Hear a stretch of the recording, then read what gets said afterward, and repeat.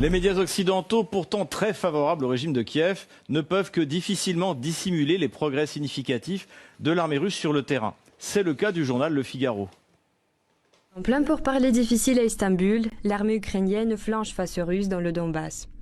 Ainsi, le front se fissure à plusieurs endroits, vers Pokrovsk en direction de Konstantinovka ou même vers Liman. Les Ukrainiens flanchent. Les Russes, qui varient les axes d'effort, les poussent à engager trop tardivement, des réserves trop insuffisantes. La résilience du système ukrainien semble désormais peu en capacité d'absorber les chocs successifs, redoute un autre officier supérieur, fin connaisseur du dossier ukrainien. Sylvain Ferreira, vous qui suivez au jour le jour la ligne de front, est-ce que vous pouvez nous tracer, je dirais pas rapidement, mais pas trop longtemps, la situation sur le terrain? Et est-ce que ce jeune journaliste du Figaro a raison de décrire la situation telle qu'il le fait? Oui, tout à fait. Alors, ce qui est paradoxal, c'est que les autres journalistes ici en Occident nous disent « Ah bah oui, mais néanmoins, il n'y a pas eu beaucoup de kilomètres carrés qui ont été grignotés par l'armée russe par rapport à l'automne dernier », ce qui est en soi vrai. Par contre, une analyse fine des pertes, de l'évolution des pertes en hommes et en matériel de l'armée ukrainienne au cours de l'hiver est absolument remarquable. C'est-à-dire qu'il y a eu encore une poussée supplémentaire de l'attrition menée par l'armée russe de l'effectif otano-kievien. C'est-à-dire que les pertes sont de plus en plus importantes et les Russes ont eu le choix. Est-ce qu'on tente une offensive hivernale dont l'armée russe a le secret par rapport à son long héritage historique en la matière, ou est-ce qu'on continue d'attirer sous nos feux de plus en plus d'unités ukrainiennes, tout en s'offrant quand même au mois de mars, ne l'oublions pas, la reconquête totale avec une brillante offensive à Soudzha. Et donc ils ont pris cette option, ce qui fait qu'aujourd'hui, ils en sont à un modelage du front sur des positions tactiques plus favorables pour justement pouvoir lancer, ou en tout cas menacer de lancer cette offensive de fin de printemps, début d'été, qui est redoutée par l'armée ukrainienne, parce que du coup, elle n'a certes pas perdu beaucoup de terrain, mais elle a perdu beaucoup d'hommes et à plusieurs endroits. Hein, ça, le journaliste du Figaro a tout à fait raison. C'est-à-dire que les Russes ont lancé des opérations d'attrition de très haute intensité sur plusieurs secteurs du front, ce qui a étendu encore un peu plus les rares réserves dont disposait encore l'armée ukrainienne à la fin de l'hiver. Donc là, on est sur un point de difficulté. On est au bord de la fracture à l'intérieur de l'armée ukrainienne par rapport à ce qu'on a évoqué sur le plan politique, mais aussi sur le plan tout simplement des combattants pour faire face à un coup de boutoir ou à des coups de boutoir de l'armée russe. Vladimir, je sens chez les dirigeants russes, on voit Vladimir Poutine, Dmitri Medvedev, un optimisme prudent. Est-ce que vous partagez, vous êtes russe, cet optimisme prudent? Oui, je suis optimiste. Et optimisme, je pense, est basé sur les connaissances et de l'histoire russe et de l'histoire des années précédentes, 22, 23, 24 de ce conflit. Et nous sommes certains que l'offensive qui aura lieu, nous mènera à la victoire, et ce sera la victoire sensible contre les intérêts des Ukrainiens. Antoine, je fais appel aux journalistes. Vos collègues français semblent hésiter à parler de la situation sur le terrain. C'est vrai que pour trouver en fait une description de ce qui se passe sur le front, j'ai dû trouver cet article du Figaro. J'étais étonné d'ailleurs par l'âge du journaliste qui est assez jeune, et finalement les vieux routards du journalisme français hésitent à parler du monde réel. En fait, il y a une espèce de refus. Comment vous analysez ça C'est vrai que vu de Moscou? Pour trouver des informations fiables sur le conflit en Ukraine, bien souvent, c'est les médias anglo-saxons dans lesquels on trouve davantage d'informations. Et c'est vrai que, exception faisant règle, avec cet article du Figaro qui semble tout à fait pragmatique sur ce qui se passe réellement sur le terrain. Par contre, je voulais juste revenir sur ce que on en parlait tout à l'heure, sur le moral des troupes, parce que je pense que c'est crucial. Aujourd'hui, mettez-vous à la place du soldat ukrainien dans sa tranchée, qui est dans le camp qui subit. Là, on entend parler de pourparlers de paix à Istanbul. Sans doute qu'on leur promet que Trump va leur venir en aide, et on voit que c'est pas du tout le cas. En plus des mutineries, des désertions, l'arrivée de la chair fraîche qui n'est pas formée, qui n'est pas aguerrie au combat, je pense que au niveau psychologique, moral, ça doit être très compliqué pour ces gens-là. Cyril, vous partagez l'analyse de Sylvain sur la situation très fragile du front pour les Ukrainiens? Ah oui, elle est très fragile. On voit des choses absolument extraordinaires. Il parlait il y a un instant du moral des troupes. J'ai encore vu une vidéo ce matin où on a une jeune recrue ukrainienne qui essaye de charger son AK-47, mais par le cul du chargeur, même pas dans le bon sens. On en est quand même rendu là à certains endroits. Il y a beaucoup d'Ukrainiens qui, comme je l'ai dit tout à l'heure, qui se rendent. On sent qu'on atteint là une limite. Si la Russie déclenche une grosse opération au début de l'été, comme il semblerait que ce soit un peu le cas, parce que pour repousser la zone tampon, pour protéger les frontières, il va falloir quand même avancer un petit peu. À mon avis, ça peut jouer un rôle extrêmement important. Comment vous expliquez que, par exemple, récemment, une interview a été donnée par Bernard-Henri Lévy, donc qui est évidemment un fort soutien du régime de Kiev, de Zelensky personnellement. Lui, il dit que non, au contraire, c'est l'armée russe qui s'épuise, que les Ukrainiens tiennent bon, qu'ils vont finir par l'emporter.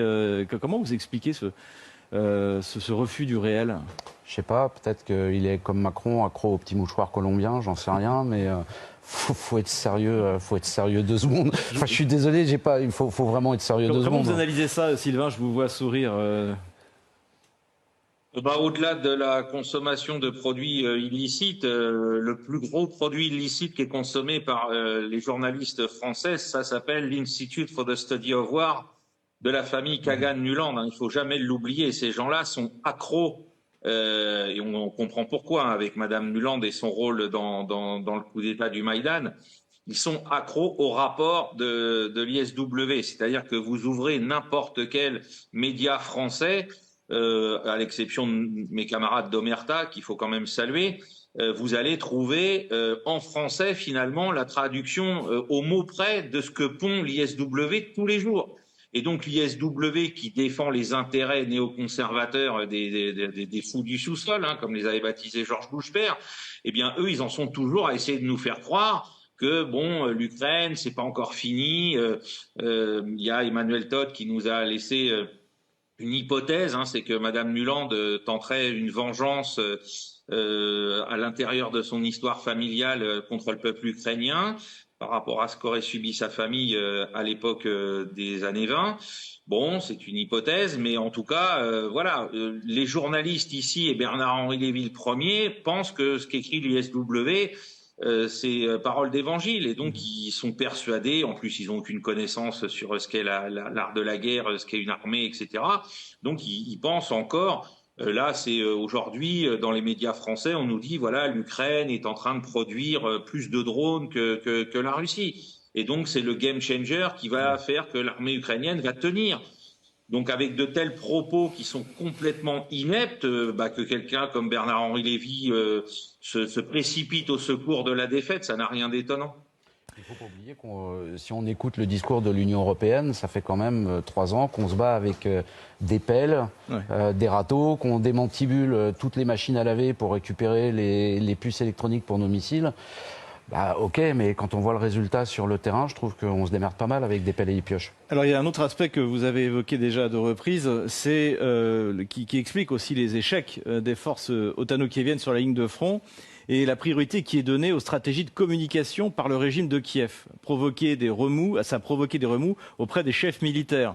L'un des chefs de bataillon de la 47e brigade, une brigade d'élite, a donné sa démission en qualifiant son commandement de débile. Lors de nos opérations dans la région de Koursk et à la frontière russo-ukrainienne, j'ai été confronté à des objectifs qui de toute évidence étaient voués à l'échec et qui risquaient avec une forte probabilité d'entraîner des pertes injustifiées en personnel. Cela s'est produit à plusieurs reprises, sans penser à utiliser l'expérience tactique déjà acquise. Mais ces derniers mois, j'ai l'impression qu'ils cherchent simplement à nous faire disparaître. On se sert de la vie des gens comme d'une quantité négligeable. La proportion entre les pertes et le résultat porte à croire que le niveau d'efficacité est faible. Il a été soutenu par 2 députés très en vue de la Rada, Maria Bezougla et Goncharenko, récemment, après la mort de 70 soldats ukrainiens suite à une frappe russe à longue portée. Quant aux missions débiles et pertes à la con, ce n'est pas du nouveau pour moi. J'ai tout dit et tout montré en détail, et il y a longtemps. Tout le monde sait tout, Zelensky sait tout. Tout lui a été transmis et montré bien des fois. Tant que Syrski occupe le poste, il continuera à détruire l'armée ukrainienne, pas plus mal que les Russes. Mais le président est sourd. Les rachistes ont frappé avec un missile Iskander sur un terrain d'entraînement dans la région de Soumy en pleine manœuvre de nos militaires. Le site se trouve à moins de 50 km de la frontière russe. C'est vraiment la merde. Le terrain d'entraînement se trouve pratiquement sur la frontière avec la Russie. Ils étaient sous surveillance ennemie. Un drone qui a guidé le tir a survolé le site pendant un long moment. C'est un crime commis par ceux qui ont décidé d'organiser des entraînements militaires pratiquement sur la ligne de front. De l'ordre donné de rester encerclé jusqu'au terrain d'entraînement installé à 2 pas de l'ennemi, tout montre à quel point la vie humaine n'a plus aucune valeur. Ce n'est ni la première, ni même la deuxième fois que cela se produit. Et jusqu'à présent, personne n'a été tenu pour responsable. Sylvain Ferreira, je me retourne vers vous parce que pour moi, c'est quand même une caractéristique. Il y a à la fois cette obsession de la communication, donc envoyer des soldats monter à l'assaut pour essayer de s'emparer d'un village dans la région de Koursk, par exemple, ou de Belgorod. Et puis, on voit quand même qu'au bout de 3 ans, faire ce genre d'erreur, de faire un entraînement à proximité de la ligne de front, ça veut dire qu'en fait, soit ils n'ont rien appris, soit il y a une perte au contraire même du professionnalisme qu'on a pu observer au début du front. Comment vous analysez cet ensemble de données plutôt inquiétantes pour l'armée otano-kievienne ? Moi, je pense qu'il y a un mépris de la vie humaine de toute façon, hein, parce que quand on voit, là on parle de camps d'entraînement, si on remonte à l'étape d'avant, on regarde comment ces recrues sont récupérées, sont enlevées de force dans les rues des grandes villes ukrainiennes, de l'ouest de l'Ukraine notamment.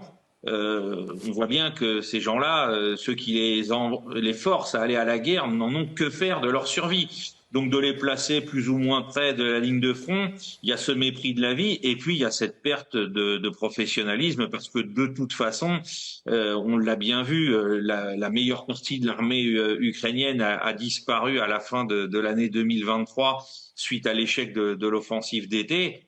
Et aujourd'hui, il reste plus que le bas du panier, avec une forte tendance effectivement à répondre à des exigences de communication du pouvoir politique plutôt qu'à une réalité militaire propre et d'efficacité militaire.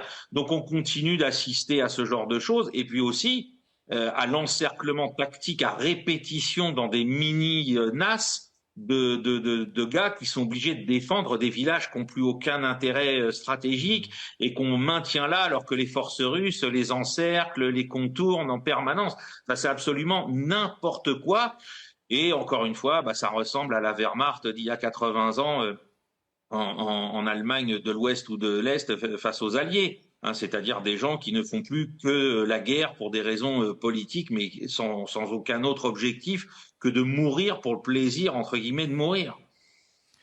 Oui, Antoine. Oui, j'aimerais, juste pour continuer sur ce que vient de dire Sylvain Ferreira, cette déclaration du commandant de la 47e, ça rappelle aussi ce qui s'est passé par exemple à Bakhmout, où les Ukrainiens ont tenu très longtemps avec des pertes énormes. C'est exactement quand le politique prend le pas sur le militaire et le tactique. Il a parlé de décisions absurdes et on voit bien que tout cela ne mène à rien au final.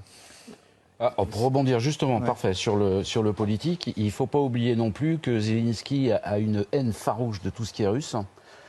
Et que pour lui, la façon dont les recrues sont chassées dans la rue par le TCC, la façon dont les gars sont envoyés sur les lignes de front, il ne faut pas se leurrer. Les gars qui tapent en premier, ce sont des russophones et des Russes ethniques, et ça permet malheureusement à Zelensky, même s'il ne l'avoue pas, de continuer son épuration ethnique qui avait été commencée avant lui déjà pendant la guerre civile au Donbass. Donc c'est perpétuel. Quand on regarde tout, encore une fois, quand on regarde tous les prisonniers qui sont faits, ils parlent tous russe, tous. Il n'y en a aucun qui s'exprime en ukrainien. Vladimir. Mais disons sincèrement que c'est la majorité des Ukrainiens qui parlent ukrainien d'origine. Russe. Qui parlent russe. Oui, bien sûr aussi. C'est là, oui, qui parlent russe. Oui, et je peux dire que pour moi, la guerre continue jusqu'à le régime de Zelensky, qui sont les occupants du point de vue de l'Ukraine, continuent de gagner d'argent tant que les Ukrainiens meurent au front. Et ça, c'est horrible. Ce ne sont pas les patriotes du point de vue des intérêts nationaux de l'Ukraine. On est tout à fait d'accord. Sylvain Ferreira, vous êtes un spécialiste, un des meilleurs spécialistes français de la Seconde Guerre mondiale. On sait dans les mémoires de Speer ou de Schellenberg que à la fin, Hitler s'est dit déçu par le peuple allemand qui n'avait pas répondu à ses espérances et que finalement, ce qui s'est passé, c'était une espèce de suicide collectif, d'une manière de punir en fait ce peuple. Est-ce qu'on n'est pas en train d'observer finalement la même chose en ce moment en Ukraine ? Ah oui, il y a quelque chose qui est du même ressort, hein, c'est-à-dire on a voulu vous hisser, je vais dire au niveau des Russes, hein, parce que finalement c'est de ça dont il est question. Vous n'en avez pas été capable, eh bien on va vous le faire payer et vous allez disparaître en tant que peuple, puisqu'on sait que le peuple ukrainien qui occupe encore l'Ukraine perd de plus en plus de ses habitants, et pas seulement à cause de la guerre, hein, quand on compte le nombre de personnes qui sont partis d'abord se réfugier en Russie et puis après en Occident, on voit bien qu'il y a une saignée démographique globale qui touche pas simplement les combattants. Et aujourd'hui, on peut s'interroger par rapport à ce dont on vient de parler, à la fois sur le plan des opérations militaires, mais aussi sur le plan politique. Que restera-t-il de ce pays à la fin de l'été et au début de l'automne? C'est quand même là la grande question. Est-ce que l'Ukraine existera encore? On peut se poser la question. Hein. Medvedev parle de capitulation sans condition. Je rappelle qu'il y a 80 ans à cette heure-ci, les soviétiques et les alliés occidentaux discutaient de qu'est-ce qu'on va faire de l'Allemagne. Et il n'était pas certain qu'il resterait une Allemagne à l'issue de tout ça. Et donc là, il faut bien comprendre qu'on va peut-être assister à la disparition de l'Ukraine. Comme le rappelait Cyril, il y a une volonté affichée de prendre d'abord les recrues originaires de terres russophones, mais il y a eu aussi cette volonté d'aller chercher ceux qui appartiennent aux minorités magyares, roumaines, etc., parce qu'elles aussi sont opprimées, et on sait que Vladimir Poutine ne voit aucun inconvénient à ce que la Hongrie, la Roumanie récupèrent également les terres qui leur appartiennent depuis très longtemps et qui ont été arrachées à leur pays par Staline à la fin de la Seconde Guerre mondiale. Donc la survie de l'Ukraine même est en jeu aujourd'hui et dans la balance. Vous êtes d'accord avec ça, Vladimir? La survie de l'Ukraine est en la balance? Je suis d'accord. Je veux ajouter aussi la Pologne, qui a ses intérêts la Galicie et la Volhynie, oui. Veulent-ils la récupérer?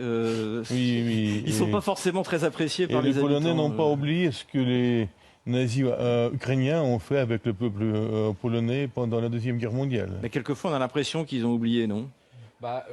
Le peuple, je pense que non. Surtout les Juifs qui habitent en Pologne, jamais ils n'oublient pas ça. Non, ça, eux, ils n'oublient pas. Les gouvernements oublient. Après, j'ai toujours été plus ou moins convaincu qu'on assisterait à un morcellement en fait de l'Ukraine. Vous êtes d'accord avec Sylvain? Ouais, on peut avoir un découpage. On peut avoir un découpage. La Bucovine du Nord et la Bessarabie pour la Roumanie. Je pense aussi. Un petit bout de Tchécoslovaquie.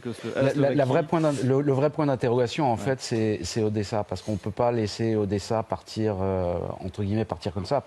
Odessa, c'est une ville russe. Il y a une résistance.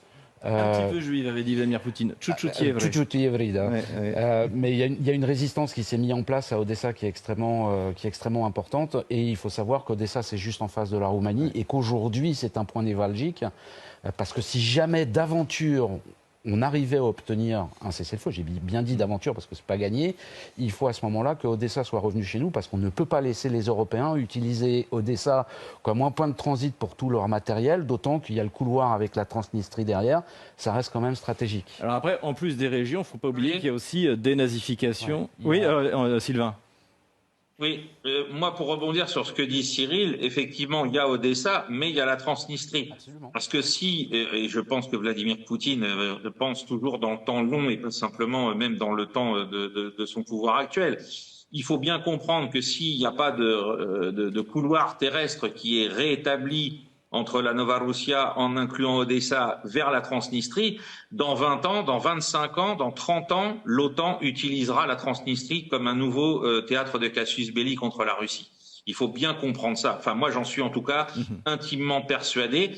Et il faut donc, bien sûr, récompenser ce que fait la résistance russophone à Odessa, parce qu'on n'imagine pas le renseignement humain qui est donné aux forces russes aujourd'hui par ces hommes et ces femmes qui risquent tout, hein, parce que si le GUR ou le SBU leur tombe dessus, c'est des tortures, c'est la disparition assurée.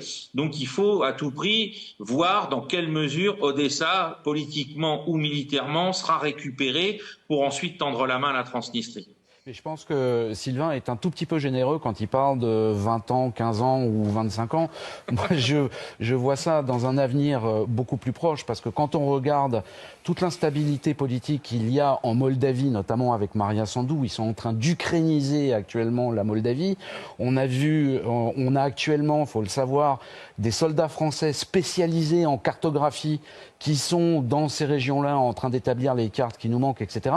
C'est pas pour quelque chose dans 15 ou 20 ans. Dans leur esprit, ils ont quelque chose qui est à beaucoup plus court terme. Et ça, c'est vachement dangereux. Alors Cyril, je vous remercie de parler de la Roumanie, puisque l'UE est en train de perdre en Ukraine, mais elle a sans doute évité un nouvel échec en Roumanie précisément, où contre toute attente, le candidat pro-UE a été finalement élu face au candidat eurosceptique.